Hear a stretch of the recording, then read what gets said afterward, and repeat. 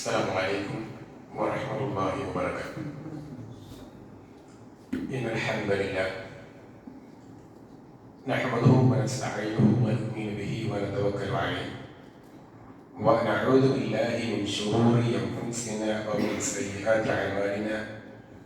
من يهده الله فلا مضل له ومن يضلل فلن تجد له وليا مرشدا. اللهم صل على محمد وعلى آل محمد كما صليت على إبراهيم وعلى آل إبراهيم وبارك على محمد وعلى آل محمد كما باركت على إبراهيم وعلى آل إبراهيم إنك حميد مجيد. أعوذ بالله من الشيطان الرجيم. يا أيها الناس اتقوا ربكم الذي خلقكم من نفس واحدة وخلق منها زوجها وبث منهما رجالا كثيرا ونساء واتقوا الله الذي تساءلون به والأرحام إن الله كان عليكم رقيبا. يا أيها الذين آمنوا اتقوا الله حق تقاته ولا تموتن إلا وأنتم مسلمون. أما بعد فإن خير الكلام كلام الله وخير السنن سنن محمد صلى الله عليه وسلم وشر الأمور محدثاتها وكل محدثة بدعة وكل بدعة ضلالة وكل ضلالة في النار. بسم الله الرحمن الرحيم. قل هو الله أحد. يا أيها الإخوان والأخوات اتقوا الله عباد الله أوصيكم أولا بتقوى الله. ഏറെ സ്നേഹാദരണീയരായ സഹോദരന്മാരെ സഹോദരിമാരെ, അള്ളാഹുവിൻ്റെ നിയമങ്ങൾ പാലിച്ച് ഖബറിലേക്ക് മടങ്ങേണ്ടവരാണ് നമ്മൾ എല്ലാവരും എന്ന ബോധത്തോടുകൂടി അമലുകളെ പരിപൂർണമായും ചിട്ടപ്പെടുത്തണേ എന്ന് ആമുഖമായി ഓരോരുത്തരെയും ഓർമ്മിപ്പിക്കുകയാണ്. അള്ളാഹു നമുക്ക് എല്ലാവർക്കും പരിപൂർണമായ ആരോഗ്യവും പരിപൂർണമായ ഈമാനും പ്രദാനം ചെയ്യുന്നതാവട്ടെ. ആമീൻ. നമ്മൾ കേരള നദുൽ മുജാഹിദീൻ്റെ ക്യാമ്പയിൻ്റെ ഭാഗമായുള്ള ഫാമിലി മീറ്റിലാണ് നമ്മളുള്ളത്. കേരളം എന്നും ഓരോ പ്രവർത്തനങ്ങളുമായി മുന്നോട്ട് പോവുകയാണ്. 5 വർഷത്തിലൊരിക്കലാണ് സമ്മേളനം നടത്താറുള്ളത്. അതിന് പുറമെ ഈ 5 വർഷങ്ങൾക്കിടയിൽ 6 മാസ കാലയളവുകളിലായി വിവിധ വിഷയങ്ങളിലായി ക്യാമ്പയിൻ നടത്താറുണ്ട്. ഓരോ കാലത്തെ ക്യാമ്പയിനും ആ കാലഘട്ടത്തിലെ സാഹചര്യമനുസരിച്ചുള്ള വിഷയങ്ങളാണ് തിരഞ്ഞെടുക്കാറുള്ളത്. അതിൽ ഇപ്പോ തൊട്ടു മുന്നേ ചില നേരങ്ങളിൽ ലഹരിക്കെതിരെയായിരിക്കാം, ചില നേരങ്ങളിൽ പരിപൂർണമായും തൗഹീദുമായി ബന്ധപ്പെട്ടതായിരിക്കാം. ഇങ്ങനെ ഓരോ നേരങ്ങളിലും ഓരോ സമയത്തും സാഹചര്യമനുസരിച്ചുള്ള വിഷയമാണ് ക്യാമ്പയിന് തിരഞ്ഞെടുക്കാറുള്ളത്. ഇപ്പോ നമ്മുടെ ഈ ക്യാമ്പയിന്റെ വിഷയത്തിൽ സുഭദ്ര കുടുംബം എന്നുള്ള വിഷയം പറയുമ്പോൾ വ്യക്തിയിലൂടെയാണ് നമ്മൾ കുടുംബത്തിലേക്ക് എത്തുക.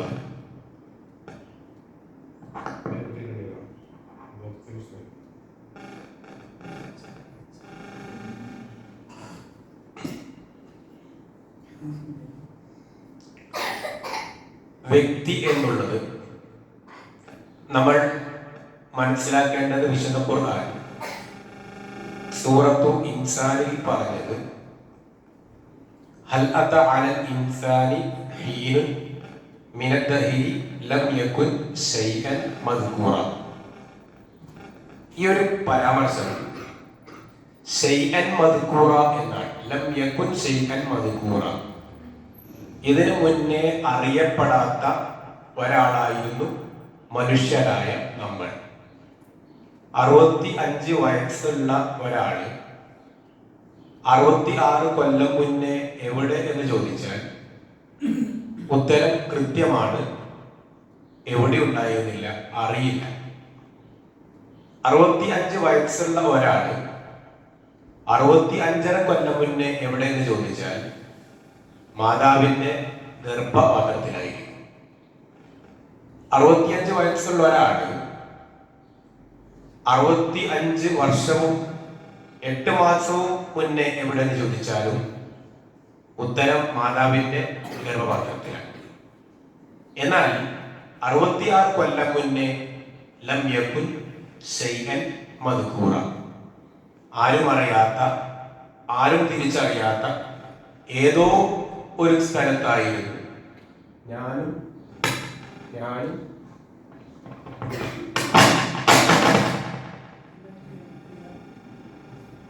ഞാനും നിങ്ങളുമാകുന്ന ഓരോരുത്തരും. ഇവിടെയാണ് നമ്മെക്കുറിച്ച് നിസ്സഹായൻ എന്ന് പറയുന്നത്. മനുഷ്യന് മാത്രമുള്ള പ്രത്യേകതയാണ് സ്വന്തമായി ജീവിക്കാൻ സാധ്യമല്ല എന്നുള്ളത്. അതുകൊണ്ട് ആ ഖുർആൻ സൂറത്തു ഹജ്ജ് 22-ാം സൂറത്തിലെ 5-ാമത്തെ ആയത്തിൽ അല്ലാഹു പഠിപ്പിച്ചത് ഇൻ കുൻതും ഫീ റൈബിൻ മിനൽ ബഅദി, ഉയർത്തെഴുന്നേൽപ്പിനെ കുറിച്ച്, നമ്മൾ മരിച്ചതിന് ശേഷം വീണ്ടും ജനിക്കോ, ഖബറിന് ജനിക്കോ, ഉയർത്തെഴുന്നേൽപ്പ് ഉണ്ടാവോ എന്ന് സംശയിക്കുന്നവരോട് ഖുർആൻ പറഞ്ഞ ഏറ്റവും വലിയ ഉദാഹരണമാണ് സൂറത്തുൽ ഹജ്ജിലെ 5-ാമത്തെ ആയത്ത്. ഇൻ കുൻതും ഫീ റൈബിൻ മിനൽ ബഅദി, അങ്ങനെ സംശയമുള്ളവർ മനുഷ്യ സൃഷ്ടിപ്പിലേക്ക് നോക്കാൻ പറഞ്ഞു. ഫഇന്നാ ഖലഖനാകും മിൻ തുറാബിൻ, മണ്ണിൽ നിന്നുമാണ് മനുഷ്യനെ പടച്ചത്. തുമ്മ മിൻ നുതുഫത്തിൻ, പിന്നെ ഇന്ദ്രിയത്തുള്ളിയിലൂടെയാണ് അവൻ പുറത്തേക്ക് വന്നത് എന്നാണ്. അപ്പോ മണ്ണിൽ നിന്നും പടച്ചു, ശേഷം ഇന്ദ്രിയത്തുള്ളിയിലൂടെ, അതിനുശേഷം രക്തക്കട്ടയിലൂടെ, അതിനുശേഷം മാംസക്കട്ടയിലൂടെ, അതിനുശേഷം ആ മാംസക്കട്ടയെ എല്ലുകൾ പൊതിഞ്ഞു, മാംസം പൊതിഞ്ഞു മനുഷ്യനായി പുറത്തേക്ക് വന്നു. ഇവിടെ തുറാബിൻ, മണ്ണ് കൊണ്ട് ആദ്യം പടച്ചു എന്നാണ്. പൊതുവെ വിശദീകരണമായി നമ്മൾ കേൾക്കാറുള്ളത് ആദം നബി അലൈഹിസ്സലാം മണ്ണ് കൊണ്ട് പടച്ചു, അതാണ് ആയത്തിന്റെ ഉദ്ദേശം എന്നാണ്. സത്യത്തിൽ ആധുനിക പണ്ഡിതന്മാർ വിശദീകരിച്ചത് അങ്ങനെയല്ല. ആധുനിക പണ്ഡിതന്മാർ ആ ആയത്തിന് വിശദീകരണം കൊടുത്തത് മനുഷ്യനെ മണ്ണിൽ നിന്നും സൃഷ്ടിച്ചു എന്ന് പറഞ്ഞാൽ അതിന്റെ ഒരു ആശയം, നമ്മുടെ ഒരു മനുഷ്യന് ബീജമുണ്ടാവണമെങ്കിൽ ആരോഗ്യമുണ്ടാവണം, ആരോഗ്യമുണ്ടാവണമെങ്കിൽ പോഷക ആഹാരങ്ങൾ കഴിക്കണം, പോഷകാഹാരം കഴിക്കണമെങ്കിൽ എന്ത് വേണം, സസ്യലതാദികളും മറ്റുമൊക്കെ ഉണ്ടാവണം. അതിന് ഭൂമി നിർബന്ധമാണ്. ഭൂമി എന്ന് പറഞ്ഞാൽ മണ്ണാണ്. അതാണ് മണ്ണിൽ നിന്നും നാം പടച്ചു എന്ന് ഉദ്ദേശിച്ചത് എന്നാണ് പല പണ്ഡിതന്മാരും വ്യാഖ്യാനം കാണുന്നത്. ശേഷം നുതുഫത്തിലാണ്, ഇന്ദ്രിയത്തുള്ളിലൂടെയാണ്. അപ്പോ ആ ഒരു നുതുഫത്ത് എന്നുള്ള ബീജകണം ആണ് ഈ ഇരിക്കുന്ന ഞാനും നിങ്ങളും, ഓടുന്ന, ചാടുന്ന, കളിക്കുന്ന, ചിരിക്കുന്ന, അങ്ങനെ കരയുന്ന, കിടക്കുന്ന, നടക്കുന്ന ഓരോ മനുഷ്യനും ആ നുതുഫത്താണ്, ഒരു ബീജകണമാണ് എന്നുള്ളതാണ്. നമ്മള് ഒരു കസേരയെടുത്ത് പൊക്കുമ്പോ, നമ്മുടെ വീടിന്റെ മുറ്റത്തു കൂടി നടക്കുമ്പോ ഈ ആരോഗ്യവാനായ നമ്മൾ എന്നുള്ള ഈ വലിയ മനുഷ്യൻ, 60, 40, 80 തൂക്കമുള്ള മനുഷ്യൻ എന്ന് വിളിക്കുന്ന നമ്മൾ ആ ഒരു ബീജത്തുള്ളിയായിരുന്നു, ബീജകണമായിരുന്നു എന്നാണ്. ആ ബീജകണം എന്നുള്ളത് എന്തായിരുന്നു? അത് കുട്ടിയായി പുറത്തേക്ക് വന്നു. ഖുർആൻ ചിന്തിക്കാനുള്ള ഏറ്റവും വലിയ ഒരു സംഗതിയായിട്ടാണ് ഇത് പറഞ്ഞത്.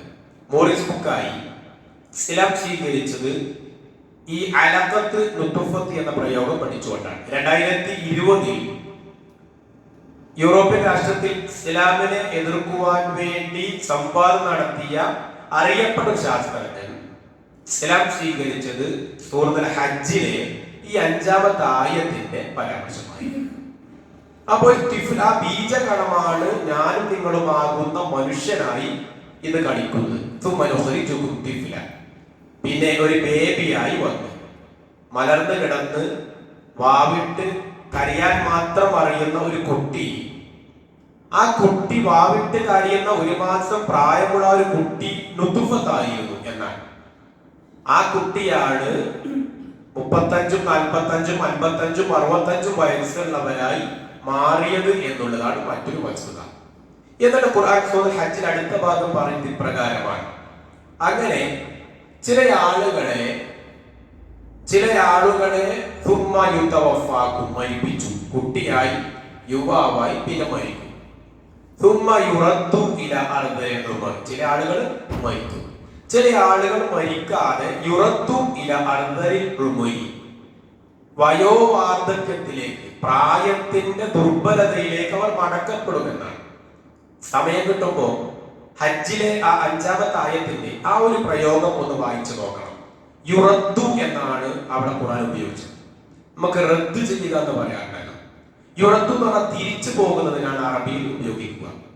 റദ്ദ ഇല എന്ന് അറബിയിൽ പറഞ്ഞാൽ ഒരിക്കലും മടങ്ങി വരാത്ത തിരിച്ചുപോക്കിനാണ് അറബിയിൽ അങ്ങനെ ഉപയോഗിക്കുക. യുറദ്ദു ഇല അർദലിൽ ഉമരി, പ്രായത്തിന്റെ ദുർബലതയിലേക്ക് അവൻ നീങ്ങിനാണ് എന്ന് പറഞ്ഞിട്ട് ഒരിക്കലും എന്തില്ല, നല്ല അവസ്ഥയിലേക്ക് അവൻ മടങ്ങി വരില്ല. അപ്പോ കുട്ടി ചെറുപ്പമായി യുവാവായി പിന്നെ അവർ പ്രായത്തിന്റെ ദുർബലതയിലേക്ക് തിരിച്ചുപോയി എന്നാണ്. അതാണ് നമ്മൾ വാർദ്ധക്യം എന്ന് പറയാം. ഖുർആൻ ബാക്കി പറയാണ്, അവന് തിരിച്ചറിയാത്ത പ്രായത്തിലേക്ക് എത്തും എന്നാണ്. മുമ്പേ നല്ല ഇൽമുണ്ടായിരുന്നു, വിവരമുണ്ടായിരുന്നു എന്ന് പറഞ്ഞാൽ 15, 25, 35, 45 വയസ്സുണ്ടാകുമ്പോൾ നല്ല ഓർമ്മയുണ്ടായിരുന്നു, നല്ല വിവരമുണ്ടായിരുന്നു, നല്ല ധാരണയുണ്ടായിരുന്നു. അത് കഴിയുമ്പോൾ അത്തുവിത്തുമായി. നമ്മുടെ സാധാരണ മലയാളത്തിൽ പറഞ്ഞാൽ അതിന്റെ മലയാളം എങ്ങനെയാണ്? അത്തുവിത്തുമാകുന്ന അവസ്ഥയിലേക്ക് എത്തും. അതിനാണ് ആധുനിക ലോകം അൾഷിമേഴ്സ് എന്ന പേരിട്ട് വിളിച്ചത്. അപ്പൊ അൾഷിമേഴ്സ് ബാധിക്കുന്ന പ്രായത്തിന്റെ ദുർബലതയിലേക്ക് മടക്കപ്പെടും. ആര് മടക്കും? ഈ ബീജഗണം അങ്ങനെ മടക്കുന്ന. ബീജഗണം ഉണ്ടായത് രക്തക്കട്ടയായി, മാംസക്കട്ടയായി, അതിന് എല്ലുകൾ പൊതിഞ്ഞു, അതിന് മാംസം പൊതിഞ്ഞു, പിന്നെ അത് കുട്ടിയായി, ആ കുട്ടി ചെറുപ്പമായി, അത് പ്രായമായപ്പോ അതിന്റെ ദുർബലതയിലേക്ക് എത്തി. ആ പ്രായത്തിന്റെ ദുർബലത എന്ന് പറഞ്ഞാൽ അത് ഏതാ അവസ്ഥ? ഒരു അത്തുമിത്തുമാകുന്ന അൾഷിമേഴ്സിന്റെ അവസ്ഥയിലേക്ക് എത്തി. ഖുർആൻ ഇത്രയും പറഞ്ഞത് പിന്നെ നിങ്ങൾ എങ്ങനെയാണ് ഈ ഇത്രയും പ്രോസസിംഗ് നടത്തിയ, പ്രക്രിയ നടത്തിയ അള്ളാഹുവിനെ എങ്ങനെയാണ് നിഷേധിക്കുക എന്നാണ്. അള്ളാഹ് യുക്തിവാദികൾക്ക് മറുപടിയായിട്ട് പറഞ്ഞപ്പോ എനിക്കും നിങ്ങൾക്കും ഈ ആയത്തുള്ള മറുപടി നമ്മുടെ ദുർബലതയെ തിരിച്ചറിയുക എന്നുള്ളതാണ്. നമുക്കിപ്പോ പെട്ടെന്ന് ഒരു കസേര എടുത്ത് പൊക്കാൻ നമുക്ക് കഴിയും. പക്ഷെ അത് കഴിയാത്തൊരു പ്രായം, തിഫിലിലേക്ക്, കുട്ടിത്വത്തിലേക്ക് മടക്കപ്പെടുന്ന പ്രായം അല്ലെ, ഒരു 75, 85, 90 വയസ്സാകുമ്പോ ആരോഗ്യം നശിക്കുമ്പോൾ അതിന് വയസ്സാവണമെന്നില്ല. ചില വാർദ്ധക്യത്തെ പ്രായം കൊണ്ടല്ല വിളിച്ചത്, ആരോഗ്യം കൊണ്ടാണ്. 35 വയസ്സുള്ള ഒരാള് സ്ട്രോക്ക് വന്ന് തളർച്ച ബാധിച്ച് കിടപ്പിലായാൽ സ്ഥിരം അവനെ വിളിച്ചത് വാർദ്ധക്യത്തിൽ എത്തി എന്നാണ്. ചില പ്രായത്തെ അല്ല വാർദ്ധക്യത്തിന് മാനദണ്ഡമായി കണ്ടത്, ആരോഗ്യത്തെയാണ്. അതുകൊണ്ടാണ് മരിക്കുന്നത് വരെ ആരോഗ്യത്തിന് വേണ്ടി പ്രാർത്ഥിക്കാൻ നിർദ്ദേശിച്ചത്. അപ്പൊ പറഞ്ഞത്, അപ്പോ ആ വാർദ്ധക്യം എന്നുള്ളത് കുട്ടികൾക്ക് എങ്ങനെയാണോ അതുപോലെ ഉണ്ടാകുന്ന അവസ്ഥയാണ് അല്ലെ. ഒരു കുട്ടി സ്വന്തമായി സ്റ്റെപ്പ് കയറാൻ കഴിയില്ല, അതുപോലെ ഒരു പ്രായമെത്തിയാൽ സ്വന്തമായി സ്റ്റെപ്പ് കയറാൻ കഴിയില്ല. ഒരു കുട്ടിക്ക് സ്വന്തമായി ഒരു ബക്കറ്റ് വെള്ളം എടുക്കാൻ കഴിയില്ല, അതുപോലെ ഒരു പ്രായമെത്തിയാൽ സ്വന്തമായി ഒരു ബക്കറ്റ് വെള്ളം എടുക്കാൻ കഴിയില്ല. കുട്ടിക്ക് പെട്ടെന്ന് ഒറ്റയ്ക്ക് ഓടാൻ കഴിയില്ല, ഒരാളുടെ സഹായം ആവശ്യമാണ്. പ്രായമുള്ള ഒരു അവസ്ഥ എത്തിയാൽ മറ്റൊരാളുടെ സഹായം ആവശ്യമാണ്. ഇങ്ങനെ അവരന്റെ സഹായം ആവശ്യമായി വരുന്ന അവസ്ഥ, അതിനാണ് വാർദ്ധക്യം എന്ന് ഇസ്ലാം വിളിച്ചത്. അപ്പൊ ഈ രൂപത്തിൽ വരുമ്പോ അൾഷിമേഴ്സും സ്വാഭാവികമായി ഉണ്ടാകും. അപ്പോ ഖുർആൻ പറഞ്ഞത് നമ്മുടെ ദുർബലതയെ തിരിച്ചറിയാൻ ഒരു പ്രായമുള്ളവരെ നോക്കിയാൽ മതി. നമ്മൾ ഒരു കാലം അങ്ങനെ ആവാം. പക്ഷെ ആ കൂട്ടത്തിൽ നമ്മൾ ആലോചിക്കേണ്ടതാണ്, ഈ പ്രായത്തിലെത്തിയ ഈ മനുഷ്യൻ പണ്ട് ആരായിരുന്നു? നല്ല ആരോഗ്യവാനായിരുന്നു, ആരോഗ്യതയുടെ ഗാത്രനായിരുന്നു, നല്ല കഴിവുള്ളയാളായിരുന്നു, ശേഷിയുള്ള ആളായിരുന്നു. അപ്പൊ ഞാനും ഇപ്പോൾ ആരോഗ്യമുള്ളവനാണ്, ഞാനും ഭാവിയിൽ ഇതുപോലെ ആയേക്കാം. ഈ ഒരു മനുഷ്യന്റെ ദുർബലത തിരിച്ചറിയാനും കൂടിയാണ് ഖുർആൻ ഈ ഒരു ഭാഗം സൂറത്തുൽ ഹജ്ജിൽ പ്രയോഗിച്ചത് എന്നാണ്. ഇവിടെയാണ് നബി സല്ലല്ലാഹു അലൈഹി വസല്ലമയോട് ഒരാൾ ഒരു പ്രാർത്ഥന പഠിപ്പിച്ചു തരുമോ എന്ന് ചോദിച്ചപ്പോ റസൂലുള്ളാഹി പഠിപ്പിച്ചത്, നിനക്ക് ദുനിയാവിലും ആഖിറത്തിലും ആവശ്യമായ ഏറ്റവും വലിയ ഒരു കാര്യം ഞാൻ നിനക്ക് പറഞ്ഞു തരാം. സലുല്ലാഹ ആഫിയ, നീ ആരോഗ്യത്തിന് വേണ്ടി പ്രാർത്ഥിക്കണമെന്നാണ്. നബി സല്ലല്ലാഹു അലൈഹി വസല്ലം അവിടെ പ്രാർത്ഥന പഠിപ്പിച്ചത് രാത്രിയിലെ നിസ്കാരത്തിലെ സുജൂദിലും രാത്രിയിലെ യാത്രയിലും പ്രാർത്ഥിച്ച പ്രാർത്ഥന, അല്ലാഹുമ്മ ഇന്നി അസ്അലുകൽ ആഫിയത ഫീ ബദനി, എന്റെ ശരീരത്തിൽ അല്ലാഹു ആരോഗ്യം നൽകണേ. അല്ലാഹുമ്മ ഇന്നി അസ്അലുകൽ ആഫിയത ഫീ ബദനി വ ജസദി വ ഐനി വ ഉദ്നി വ ബത്നി വ റിജ്ലി വ യദി വ ജിസ്മി കുല്ല ശൈഇൻ, എന്റെ കണ്ണിൽ, എന്റെ കാതിൽ, എന്റെ ശരീരത്തിൽ, എന്റെ വയറ്, എന്റെ കാല്, എന്റെ കൈ, എന്റെ ശരീരം മുഴുവനായും എനിക്ക് നീ ആരോഗ്യം തരണേ എന്ന് ഓരോ അവയവവും എടുത്തെടുത്ത് പറഞ്ഞുകൊണ്ട് പ്രാർത്ഥിക്കുവാൻ നബി സല്ലല്ലാഹു അലൈഹി വസല്ലം പ്രാർത്ഥിക്കുകയാണ്. അതോടൊപ്പം തന്നെ നബി സല്ലല്ലാഹു അലൈഹി വസല്ലം പറഞ്ഞു, ഇത്തരം ദുർബലമായ അവസ്ഥയിൽ വന്ന നമ്മൾ ആരോഗ്യകരമായി ജീവിക്കുമ്പോൾ അതിന് നന്ദി അർപ്പിക്കേണ്ടതുണ്ട്. ആ നന്ദി എങ്ങനെയാണ്? ഒരു നിസ്കാരത്തിന്റെയും ഒടുവിൽ നീ നന്ദി പറയുന്നതിനെ ഒഴിവാക്കാൻ പാടില്ല. അപ്പൊ എന്താണ് നന്ദി പറയണം? എപ്പോഴാ? നിസ്കാരത്തിലും പറയണം, നിസ്കാരം സലാം വീട്ടുന്നതിന് മുമ്പെയായും പറയേണ്ടതാണ്, സലാം വീട്ടിയ ശേഷവും പറയണം. എന്നിട്ടാണ് ഇബ്നു മസ്ഊദ് എന്താണ് പറയുന്നത്? ഞാൻ നിനക്ക് ദുനിയാവിലും ആഖിറത്തിലും നന്ദി പറയാനുള്ള ഏറ്റവും നല്ല കലിമത്ത് പഠിപ്പിച്ചു തരാം. അല്ലാഹുമ്മ അഇന്നി അലാ ദിക്രിക വശുക്രിക വഹുസ്നി ഇബാദതിക. അത് സത്യത്തിൽ നമ്മൾ പൊതുവെ പറയാറുള്ളത് പോലെ കേവലം ഒരു പ്രാർത്ഥന അല്ല അത്. അല്ലാഹുമ്മ അല്ലാഹുവേ അഇന്നി അലാ ദിക്രിക, നിനക്ക് ദിക്ർ ചൊല്ലാനുള്ള സഹായം എനിക്ക് നൽകണേ. ശരിക്കും ദിക്ർ എന്ന് പറഞ്ഞാൽ നമ്മുടെ മനസ്സിൽ വരുന്നത് ചൊല്ലലാണ്. സുബ്ഹാനല്ലാഹ്, ലാ ഇലാഹ ഇല്ലല്ലാഹ്, ഇതാണ് നമ്മുടെ ദിക്ർ. പക്ഷെ ഖുർആൻ പഠിപ്പിച്ച ദിക്ർ എന്നുള്ളത് ചൊല്ലുന്നതിനെ അല്ല ഖുർആൻ ദിക്ർ എന്ന് പറയുന്നത്. ഇപ്പൊ മുസ്ലിം പറഞ്ഞാൽ ഞാൻ മുസ്ലിമാണ്, നമ്മളെല്ലാവരും മുസ്ലിങ്ങളാണല്ലോ, അതുകൊണ്ട് നമ്മളിവിടെ പള്ളിയിലെത്തിയത്. അപ്പൊ മുസ്ലിം എന്ന് പറഞ്ഞാൽ വൈകുന്നേരം 4 മണിക്ക് മുസ്ലിമായ എനിക്ക് 4:10 മുസ്ലിം അല്ല എന്ന് പറയാൻ പറ്റുമോ? ഇല്ല. എങ്കിൽ ഖുർആൻ എന്താണോ മുസ്ലിം എന്ന് പറഞ്ഞത്, എന്താണോ മുഅ്മിൻ എന്ന് പറഞ്ഞത്, അതേ ആയത്തിൽ തന്നെ പറഞ്ഞു ദിക്ർ എന്ന് പറഞ്ഞിട്ടുണ്ട്. ദിക്ർ എന്ന് പറഞ്ഞാൽ ഒരു മനുഷ്യന്റെ ശ്വാസോച്ഛ്വാസമുള്ള സമയത്ത് മുഴുവൻ ഉണ്ടാവേണ്ടതാണ് ദിക്ർ. ഏതുപോലെ? ശ്വാസോച്ഛ്വാസമുള്ള മുഴുവൻ സമയത്തും ഒരാൾ മുസ്ലിം ആയിരിക്കണം, മുഅ്മിനായിരിക്കണം. അതുപോലെ ദിക്റും ആ 24 മണിക്കൂറും ഉണ്ടായിരിക്കണം എന്ന് പറഞ്ഞാൽ എന്താണ് ദിക്ർ? നമ്മുടെ അക്ഷരങ്ങളിലൂടെ പറയേണ്ടതല്ല, ദിക്ർ എന്നാണ് ഖുർആൻ പഠിപ്പിച്ചത്. അപ്പോ അല്ലാഹുമ്മ അഇന്നി അലാ ദിക്രിക, നിനക്ക് ദിക്ർ ചെയ്യാൻ എന്നെ സഹായിക്കണേ എന്ന് പറയുമ്പോ ദിക്ർ എന്ന് പറഞ്ഞാൽ സ്മരണ അല്ലെങ്കിൽ ഓർമ്മ എന്നാണ് നബി സല്ലല്ലാഹു അലൈഹി വസല്ലം തന്നെ പഠിപ്പിച്ച ഭാഷാപരമായ അർത്ഥവും. അപ്പൊ ഓർമ്മ ഉണ്ടാവണം. അതാണ് കിടക്കുമ്പോ പ്രാർത്ഥിക്കുന്നു, എഴുന്നേൽക്കുമ്പോ പ്രാർത്ഥിക്കുന്നു, പള്ളിയിൽ കയറുമ്പോ പ്രാർത്ഥിക്കുന്നു, ചെരുപ്പ് ധരിക്കുമ്പോൾ വലത് കാല് കൊണ്ട് ചെരുപ്പ് ധരിക്കുന്നു, ബാത്റൂമിൽ കയറുമ്പോൾ ഇടത് കാല് കൊണ്ട് ബാത്റൂമിൽ കയറുന്നു, ഇറങ്ങുമ്പോൾ വലത് കാല് കൊണ്ട് ഇറങ്ങുന്നു.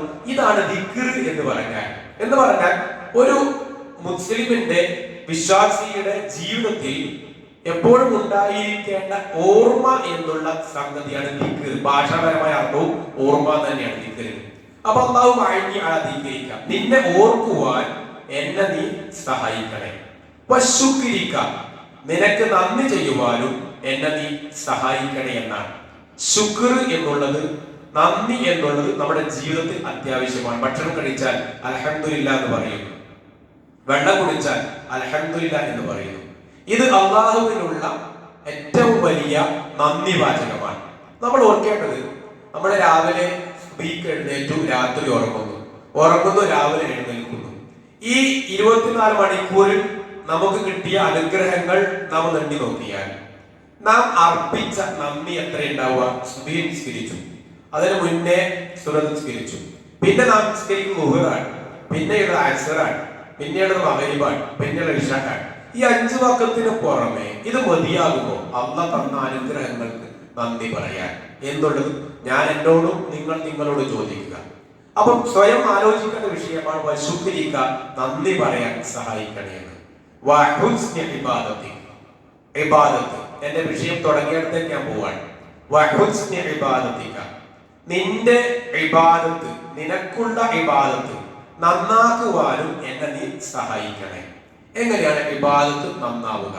ഇപ്പൊ നമ്മൾ അക്സർ നിസ്കരിച്ചല്ലോ, അക്സർ നിസ്കാരം നന്നായിട്ടുണ്ടോ ഇല്ലേ എങ്ങനെ നമുക്കറിയാം? അറിയാനൊരു മാർഗമില്ല. പക്ഷേ നന്നാക്കണമല്ലോ, അതെങ്ങനെ നന്നാക്കും?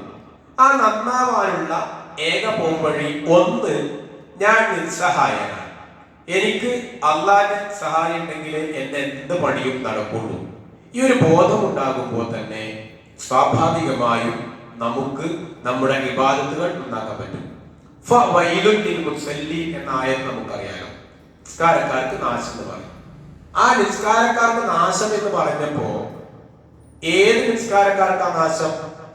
അവർ ഇബാദത്ത് നന്നാക്കിയിട്ടില്ല എന്ന് പറഞ്ഞാൽ സാഹുൽ, അശ്രദ്ധമാണ് അവരുടെ നിസ്കാരം. ഡ്രൈവിംഗിൽ അശ്രദ്ധമായാൽ ഡ്രൈവിംഗ് അപകടത്തിലെത്തും, അപകടം പറ്റും, ആക്സിഡന്റ് ആവും, ബുദ്ധിമുട്ടാകും, പ്രയാസം ഉണ്ടാകും. അപ്പോ അശ്രദ്ധ എന്നുള്ളത് ഇല്ലാതിരിക്കാൻ ഖുർആൻ പഠിപ്പിച്ച മാർഗമാണ് ഞാൻ നിസ്സഹായനാണ്, ദുർബലനാണ്, എനിക്ക് ഈ ശേഷിയും ഈ കഴിവും ഈ ഓജസ്സും ഈ തേജസ്സും ലഭിച്ചത് ഒരു നുത്ഫത്തിലൂടെയാണ്, ബീജഗണത്തിലൂടെയാണ്. അത് അള്ളാന്റെ മാത്രം ക്രെഡിറ്റ് ആണ്. അള്ളാഹ് എനിക്ക് തന്ന ഒരു ക്രെഡിബിലിറ്റിയാണ്, അള്ളാഹ് എനിക്ക് തന്ന യോഗ്യതയാണ്, അള്ളാഹ് എനിക്ക് തന്ന ഒരു ഫദ്ലാണ്, അള്ളാഹ് എനിക്ക് തന്ന ശ്രേഷ്ഠതയാണ്. ഈ ഒരു ഉദാരത, ഈ ഒരു ശ്രേഷ്ഠത അള്ളാഹു എനിക്ക് തന്നു. അതുകൊണ്ട് എന്റെ ബാധ്യതയാണ് ഈ നിർവഹിക്കുന്നത് എന്ന ബോധമുണ്ടാക്കുക എന്നുള്ളതാണ് നമുക്കുണ്ടാവേണ്ട ഏറ്റവും പരമപ്രധാനമായ ഒരു വിഷയം. നമ്മൾ നമ്മളെ തിരിച്ചറിയുക, ഞാൻ എന്നെ തിരിച്ചറിയുക, ഞാൻ എന്നെ മനസ്സിലാക്കുക. സ്വയം മനസ്സിലാക്കുമ്പോൾ നമ്മൾ ദുർബലനായിട്ടാണ് സൃഷ്ടിച്ചത് എന്ന് പറയും. അവിടെയാണ് ഖുർആൻ ചോദിച്ചത്, നിങ്ങൾക്കൊരു ഈച്ചയെ സൃഷ്ടിക്കാൻ പോലും സാധ്യമല്ലല്ലോ, ഒരു ഈച്ചയെ പടക്കാൻ പോലും സാധ്യമല്ലല്ലോ എന്ന ഒരു ചോദ്യം. അത് സത്യമാണ്, നമ്മൾ ദുർബലരാണ്. ഒന്നും വേണ്ട, 2 ദിവസത്തിനുള്ളിൽ പത്രത്തിലൊരു വാർത്തയാണ്, ഒരു ഡോക്ടർ ഓപ്പറേഷൻ ചെയ്തുകൊണ്ടിരിക്കെ അതിനിടയിൽ അദ്ദേഹം മരിച്ചുപോയി എന്നുള്ളത്. അപ്പോ അങ്ങനെ നമുക്ക് എന്തും സഹിക്കാം. ഇപ്പൊ എനിക്ക് എന്റെ ശരീരത്തെ നിയന്ത്രിക്കാൻ കഴിയുമെന്നാണ് ഞാൻ വിശ്വസിക്കുക. നമ്മളൊക്കെ അങ്ങനെയാണ് ധരിക്കാറ്. ശരീരത്തെ നിയന്ത്രിക്കാൻ പറ്റിയിരുന്നെങ്കിൽ നമുക്ക് നരബാധിക്കുമോ? ഇല്ല. നമുക്ക് കൈകാലുകൾ വേദന ഉണ്ടാവുമോ? ഇല്ല. നമ്മുടെ ശരീരത്തിന് വേദന ഉണ്ടാവുമോ? ഇല്ല. എന്ന് പറഞ്ഞാൽ നമ്മൾ കൂടെയുള്ള നമ്മുടെ ശരീരത്തെ നിയന്ത്രിക്കാൻ പോലും നമുക്ക് ശേഷിയില്ല, കഴിവില്ല. മനസ്സിനെ നമുക്ക് നിയന്ത്രിക്കാൻ പറ്റും. മനസ്സിനെ നിയന്ത്രിക്കാൻ പറ്റിയത് കൊണ്ടാണ് നോമ്പെടുത്ത സ്ത്രീകൾ അടുക്കളയിൽ വേറെ ആരുമില്ലാതിരുന്നിട്ടും ഭക്ഷണം കഴിക്കാതെ ക്ഷീണമുണ്ടായിട്ടും ബാങ്ക് വിളി കേൾക്കുന്നത് വരെ സഹിച്ചിരിക്കാൻ കാരണം മനസ്സിനെ നിയന്ത്രിക്കാൻ കഴിയുന്നത് കൊണ്ടാണ്. അപ്പൊ ശരീരത്തെ നിയന്ത്രിക്കാൻ നമുക്ക് കഴിയില്ല, കാരണം നമ്മൾ ആരാണ്? ദുർബലരാണ്. അതുകൊണ്ട് തന്നെ അല്ലാഹുമ്മ അഇന്നി അലാ ദിക്രിക വശുക്രിക വഹുസ്നി ഇബാദതിക, നിന്റെ ഇബാദത്ത്, നിനക്കുള്ള ഇബാദത്ത് അല്ലാഹുവേ നന്നാക്കുവാനും എനിക്ക് നീ സഹായം നൽകണേ എന്നാണ്. ഇവിടെയാണ് റബ്ബുമായുള്ള ബന്ധങ്ങൾ ദൃഢമാക്കുക എന്നുള്ള നമ്മുടെ ക്യാമ്പയിന്റെ ഭാഗമായി ഒന്നാമതായി റബ്ബുമായുള്ള ബന്ധമാണ്. അല്ലാഹുവുമായുള്ള ബന്ധം എങ്ങനെ നമുക്ക് ശക്തിപ്പെടുത്താൻ പറ്റും? വൽ മുസ്ലിമൂന വൽ മുസ്ലിമാത്ത് വൽ മുഅ്മിനൂന വൽ മുഅ്മിനാത്ത് എന്ന് പറഞ്ഞ കൂട്ടത്തിൽ വദ്ദാകിരീനല്ലാഹ കസീറൻ വദ്ദാകിറാത്തി, ദിക്ർ ചെയ്യുന്ന ആണും പെണ്ണും. അത് ദിക്ർ എന്ന് പറഞ്ഞാൽ നേരത്തെ പറഞ്ഞതുപോലെ ജീവിതത്തിൽ എപ്പോഴും ഉണ്ടായിരിക്കേണ്ട ഒരു സംഗതിയാണ് ദിക്ർ എന്ന് പറഞ്ഞാൽ. അപ്പോ 24 മണിക്കൂറും ആ രൂപത്തിൽ ദിക്ർ എന്ന് പറഞ്ഞാൽ പഴയ കാലത്ത് 24 മണിക്കൂറും ദിക്ർ ചൊല്ലുക എന്നായിരുന്നു വ്യാഖ്യാനിച്ചിരുന്നത്. ദിക്ർ ചൊല്ലുക എന്നതിന് പകരം ദിക്റിൽ ആയിരിക്കുക എന്ന് മലയാളത്തിൽ ഭാഷാ മാറ്റം നമ്മൾ ചെയ്യേണ്ടതാണ്. ദിക്ർ എന്നുള്ളത് ഓർമ്മക്കാണ് പറയുക, ചൊല്ലുന്നതിനല്ല. അപ്പോ ദിക്ർ ഉണ്ടായിരിക്കുക എന്ന് പറയുമ്പോൾ ഓർമ്മയുണ്ടായിരിക്കുക എന്നാണ്. അല്ലാഹുവിനെ കൃത്യമായി ഓർമ്മയുണ്ടാവണം. അപ്പോഴാ പ്രാർത്ഥന വരിക, അപ്പോഴാ സുബ്ഹാനല്ലാഹ് വരിക, അപ്പോഴാ ലാ ഇലാഹ ഇല്ലല്ലാഹ് വരിക. ആ ഓർമ്മയുണ്ടാകുമ്പോഴാണ് ഭക്ഷണശേഷം അൽഹംദുലില്ലാഹ് വരിക. ആ ഓർമ്മയുണ്ടാകുമ്പോഴാണ് വലത് കാലം കൊണ്ട് ചെരുപ്പ് ധരിക്കുക. ആ ഓർമ്മയുണ്ടാകുമ്പോഴാണ് ബാത്റൂമിൽ കയറുമ്പോൾ പ്രാർത്ഥന ചൊല്ലാനുള്ള തോന്നലുണ്ടാവുക. അപ്പൊ ദിക്റിലായിരിക്കണം നമ്മുടെ ജീവിതം മുഴുവൻ എന്നുള്ളതാണ്. അപ്പോ ആ രൂപത്തിൽ നമ്മുടെ ജീവിതം ക്രമീകരിക്കുമ്പോൾ, നമ്മൾ ദുർബലരാണ് ബോധ്യമുണ്ടാകുമ്പോൾ നമ്മുടെ ഇബാദത്തുകൾ നന്നായി തീരും. മൂന്നാമതായി നബി സല്ലല്ലാഹു അലൈഹി വസല്ലം പഠിപ്പിച്ച ഏറ്റവും പ്രധാനപ്പെട്ട മര്യാദ പ്രാർത്ഥനയാണ്. ആ പ്രാർത്ഥന ഒന്ന് ഇബ്രാഹിം നബി അലൈഹിസ്സലാം നടത്തിയ പ്രാർത്ഥനയാണ്. റബ്ബി ജഅൽനി മുഖീമസ്സലാത്തി വമിൻ ദുർരിയതി. നമ്മൾ പലപ്പോഴും ശ്രദ്ധിക്കാതെ പോകുന്ന ഒരു മേഖലയാണ് ആ പ്രാർത്ഥന. അല്ലാഹുവേ, എന്നെ നീ ആക്കി തരണേ. മുഖീമസ്സലാത്തി, നിസ്കാരം നിലനിർത്തുന്നവരിൽ എന്നെ നീ ആക്കി തരണേ. നമ്മൾ ഇങ്ങനെ ചിലപ്പോൾ പ്രാർത്ഥിച്ചോളുന്നില്ല. പ്രാർത്ഥിച്ചാൽ തന്നെ തൊട്ടുടനെ ഇബ്രാഹിം നബി അലൈഹിസ്സലാം പറയാണ് വമിൻ ദുർരിയതി, എന്റെ മക്കളെയും നിസ്കാരം നിലനിർത്തുന്നവരിൽ ഉൾപ്പെടുത്തണേ എന്നാണ്. നമ്മുടെ പ്രാർത്ഥന ഉണ്ടാവും. എന്റെ മോനെ ഇന്റർവ്യൂവിന് പങ്കെടുക്കണം മറ്റന്നാൾ. അപ്പൊ ആ ഇന്റർവ്യൂവിൽ നല്ല മാർക്ക് കിട്ടാൻ നമ്മൾ പ്രാർത്ഥിക്കാറുണ്ട്. ഈ രൂപത്തിൽ പ്രവാചകന്മാരുടെ പ്രാർത്ഥനയിൽ വന്നപ്പോ അവരുടെ നിസ്കാരവും അവരുടെ സ്വഭാവവും അവരുടെ പരലോക വിഷയവും കൂടി ഉൾപ്പെടുത്തിയിരുന്നു എന്നുള്ളത് നമ്മൾ ഓർക്കേണ്ടതാണ്. റബ്ബി ജഅൽനി മുഖീമസ്സലാത്തി വമിൻ ദുർരിയതി, എന്നെയും എന്റെ മക്കളെയും നിസ്കാരം നിലനിർത്തുന്നവരിൽ ഉൾപ്പെടുത്തണേ എന്നൊരു പ്രാർത്ഥന നമ്മൾ അടിവരയിട്ട് മനസ്സിലാക്കേണ്ടതും നമ്മുടെ ജീവിതത്തിൽ നിത്യമായി പ്രാർത്ഥിക്കേണ്ടതുമാണ്. മൂസ നബി അലൈഹിസ്സലാമിന്റെ ചരിത്രം കൂടി പറഞ്ഞു നിർത്താൻ. മൂസ നബി അലൈഹിസ്സലാം ദഅവത്ത് നടത്തി, തൗറാത്ത് വാങ്ങാൻ പോയി, ഫിർഔൻ മുങ്ങിച്ചത്തു. ഈ സംഭവമൊക്കെ നമുക്കറിയാം. അതിൽ ഫിർഔൻ കടലിൽ മുങ്ങാൻ നേരത്ത് മൂസ നബി അലൈഹിസ്സലാം കടൽ കടന്ന് രക്ഷപ്പെട്ടല്ലോ. ആ രക്ഷപ്പെട്ടപ്പോ ഫിർഔനും ആ വഴിയിൽ കയറുകയാണ്. അവരെ ആ ഫിർഔനും കൂടി വഴിയിൽ കയറിയപ്പോ മൂസ നബി അലൈഹിസ്സലാമിനോട് വിശ്വാസികൾ ചോദിക്കണം, ഫിർഔൻ ഇങ്ങനെ വരുന്നു നമ്മളോട്, നമ്മളെന്തിനാ രക്ഷപ്പെട്ടത്? ഫിർഔന് രക്ഷപ്പെടാൻ. നമ്മൾ വന്ന വഴിയിലൂടെ ഫിർഔനും കൂടി വരികയാണ്. അപ്പോ അല്ലാഹുവിന്റെ വഴിയിൽ നിങ്ങൾ നിങ്ങളുടെ കാര്യം നോക്കിയാൽ മതി, നിങ്ങൾ അവരുടെ കാര്യം നോക്കണ്ട, അത് അല്ലാഹു ഏറ്റെടുത്തോളാം. അങ്ങനെ ആ പർവ്വത സമാനമായ വഴി ഫിർഔനും കൂട്ടരും ആ വഴിയിൽ കയറി വീണ്ടും കടൽ അതിന്റെ പൂർണ്ണ രൂപത്തിലായി, പഴയ രൂപത്തിലായി. ഫിർഔൻ മുങ്ങിച്ചാവുകയാണ്. ഇത് കണ്ടുകൊണ്ട് കണ്ട ആ മനുഷ്യരുടെ സഹാബികളാണ്, മൂസ നബിയുടെ സഹാബികൾ, മൂസ നബിയുടെ കൂടെ ഉണ്ടായിരുന്ന മുസ്ലിങ്ങൾ. ഫിർഔൻ മുങ്ങിച്ചത്തു, രക്ഷപ്പെട്ടു, തൊട്ടിപ്പുറത്തെത്തി. അങ്ങനെ ആ തൊട്ടിപ്പുറത്തെത്തി പിറ്റേന്നാളെന്നാണ് ഖുർആൻ പറയുന്നത്. തൊട്ടുടനെ അവർ താമസം ഉറപ്പിച്ചു. പുതിയ സ്ഥലം, ആരുമില്ലാത്ത സ്ഥലം, പുതിയ നാട്, പുതിയ പ്രദേശം, പുതിയ കാഴ്ചപ്പാട്, പുതിയ കാലാവസ്ഥ, പുതിയ അവസ്ഥകൾ, നമ്മൾ മാത്രം ഇസ്ലാം സ്വീകരിച്ചവര് മാത്രം, അങ്ങനെയുള്ള ഒരു അവസ്ഥയിൽ എത്തിയിട്ട് ഇനി ആരുമില്ല. അപ്പോ അവിടെ ഉണ്ടായിരുന്ന പണ്ടേ ഉണ്ടായിരുന്ന കുറച്ച് ആളുകൾ വിഗ്രഹത്തെ പൂജിക്കുന്നത് കാണുകയാണ്. മൂസ നബി അലൈഹിസ്സലാമിനോട് ആ മുസ്ലിങ്ങൾ, ഏത് മുസ്ലിങ്ങൾ? ഫിർഔനിന്റെ എല്ലാ ഉപദ്രവവും സഹിക്കുകയും ഫിർഔൻ മുങ്ങിച്ചാവുന്നത് കാണുകയും മുസ്ലിങ്ങൾ ഫിർഔനോട് ചോദിക്കുക, മൂസ നബി അലൈഹിസ്സലാമിനോട് ചോദിക്കുകയാണ്, ഞങ്ങൾക്കും അതുപോലൊരു വിഗ്രഹം ഉണ്ടാക്കി തരും, ഞങ്ങൾക്കും അതുപോലൊരു വിഗ്രഹം ഉണ്ടാക്കി തരും. മൂസ നബി അലൈഹിസ്സലാം ദേഷ്യപ്പെടില്ല, ദേഷ്യപ്പെട്ട് ചോദിക്കണം, അല്ല നിങ്ങൾ എന്താ ഇവിടത്തേക്ക് വന്ന് ഇതെല്ലാം ഒഴിവാക്കിട്ടാ വന്ന്? അല്ല മൂസ, എന്നാലൊരു ന്യായം അവിടെ. അത് കഴിഞ്ഞു മൂസ നബി അലൈഹിസ്സലാം അതിനൊക്കെ എതിർത്തു, ശക്തമായി എതിർത്തു. വീണ്ടും അവർ ഇസ്ലാമിൽ ഉറച്ചു. തൗറാത്ത് വാങ്ങാൻ 40 ദിവസം പോയി. തിരിച്ചു വരുമ്പോഴേ കണ്ടെത്താം സാബി എന്നുള്ള അവിടെ ഉണ്ടായ ഒരു കുബേരൻ, ഒരു മനുഷ്യൻ, അദ്ദേഹം ഒരു പശുക്കുട്ടി ഉണ്ടാക്കി. ആ പശുക്കുട്ടി ശബ്ദമുണ്ടാക്കുവാൻ എന്തോ വികൃതി കണ്ടുവെച്ചു. ഏതോ ഒരു ഭാഗം തൊടും പശുക്കുട്ടി എന്തോ കൊക്കറയിടും. അപ്പോ ഖുർആൻ ആ പ്രയോഗം പറഞ്ഞു, കൊക്കറയിടുന്ന ഒരു പശുക്കുട്ടി ഉണ്ടായി. ആ പശുക്കുട്ടിയെ ജനങ്ങൾ ആരാധിക്കാൻ തുടങ്ങി. അങ്ങനെ സാമി ജനങ്ങളോട് പറഞ്ഞു, മൂസ ഇപ്പം സീനാമലയിൽ പോയത് ഈ ഒരു പടച്ചോനെ കാണാനാണ്. ഈ പടച്ചോൻ ഇവിടെ ഉണ്ട് എന്നുള്ളത് മൂസക്ക് മറന്നുപോയതാണ്. നമുക്കിത് ചെയ്യാം. മൂസ വന്നാൽ നമ്മൾ അംഗീകരിക്കും. മൂസ നബി അലൈഹിസ്സലാം വന്നപ്പോ ആകെ ദേഷ്യം പിടിച്ചു, ചൂടായി, ആകെ വിഷമിച്ചു മൂസ നബി അലൈഹിസ്സലാം. അങ്ങനെ ഇവരോട് ആക്ഷേപം രംഗമുണ്ട്. അവിടെ എന്താ, ആരാ ഇവർ? ഈ പശുക്കുട്ടിയെ ആരാധിച്ചവർ ആരായിരുന്നു? ഫിർഔൻ മുങ്ങിച്ചാവുന്നത് കണ്ടുകൊണ്ട് കണ്ട മുസ്ലിം ആയി പറഞ്ഞത് ഇതാണ് മനുഷ്യന്റെ അവസ്ഥ. ഈമാൻ എപ്പോഴും തെറ്റാം. ഈമാൻ കൂടാൻ കുറയാമെന്നതല്ല, ഈമാൻ എപ്പോഴും തെറ്റിപ്പോകാം. അവിടെയാണ് നമ്മുടെ വിഷയത്തിന്റെ 4ാമത്തെ ഭാഗം. നിർബന്ധമായി നമ്മൾ പ്രാർത്ഥിക്കേണ്ട വിഷയമാണ്, അല്ലാഹുവേ എന്റെ കൽബിനെ നിന്റെ ദീനിൽ ഉറപ്പിച്ചു നിർത്തണേ എന്നാണ്. ഒരു പോയിന്റ് കൂടി പറയാൻ നിർത്താൻ, നമ്മുടെ ഇപ്പൊ കൂടുതൽ മുസ്ലിം യുക്തിവാദികളുടെ കാലഘട്ടമാണല്ലോ. ഈ യുക്തിവാദികളായവരൊക്കെ നമ്മൾ വിചാരിക്കും ഒന്നും പഠിക്കാത്തവരാണ്. അല്ല, ഒരുപാട് വായിക്കുകയും ഒരുപാട് പഠിക്കുകയും ഒരുപാട് ബിരുദങ്ങൾ എടുക്കുകയും ചെയ്തവരാണ് പലപ്പോഴും ഇന്ന് മുസ്ലിം നാമധാരികളായ യുക്തിവാദികൾ. പക്ഷെ തലതിരിഞ്ഞു പോയതാണ്. നമ്മൾ മനസ്സിലാക്കേണ്ടത്, നമ്മുടെയും കൽബ് തെറ്റാൻ സാധ്യതയുണ്ട്.